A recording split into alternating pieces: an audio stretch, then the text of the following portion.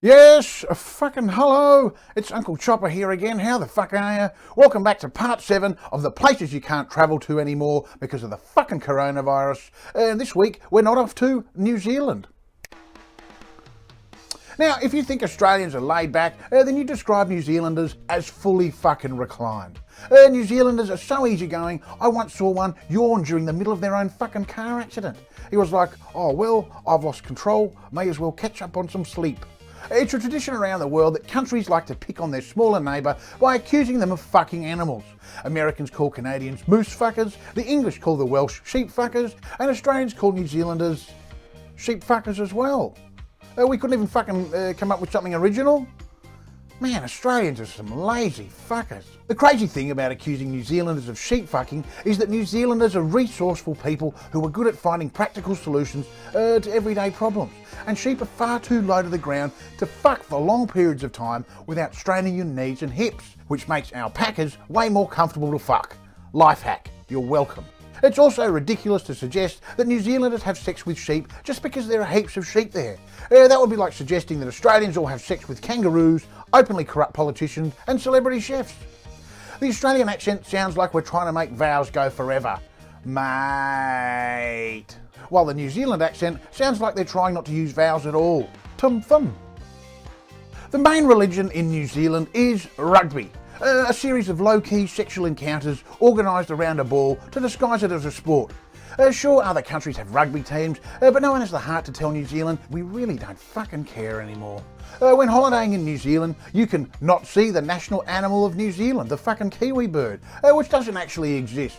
I think someone once drew a fucking beak on a tennis ball and then rolled it into some bushes and said, oh fucking there's one, and everyone's been fucking looking for it ever since. You can not go to the national capital, Wellington.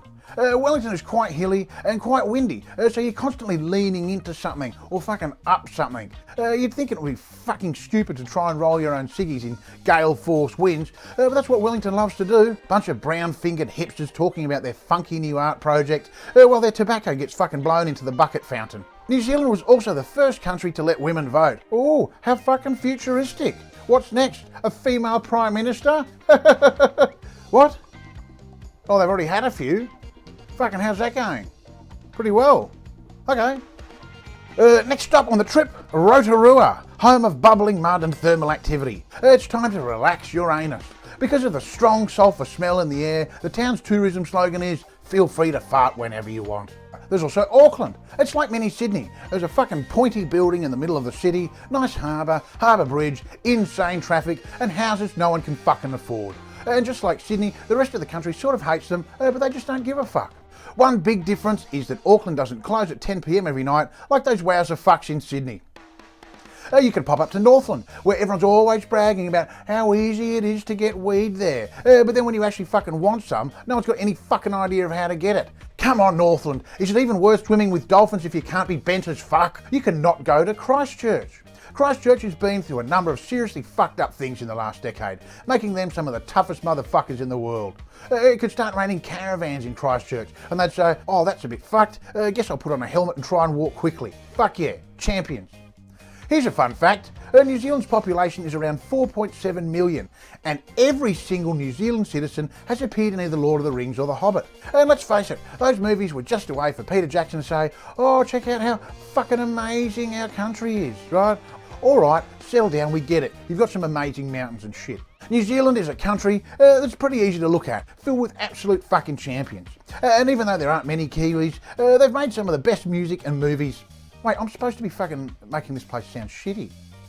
Oh, fuck it. Who am I kidding? I can't wait to get back. Let me back in, motherfuckers. I promise I won't bring the COVID. This particular travel ban can fucking form an orderly queue and eat my anus.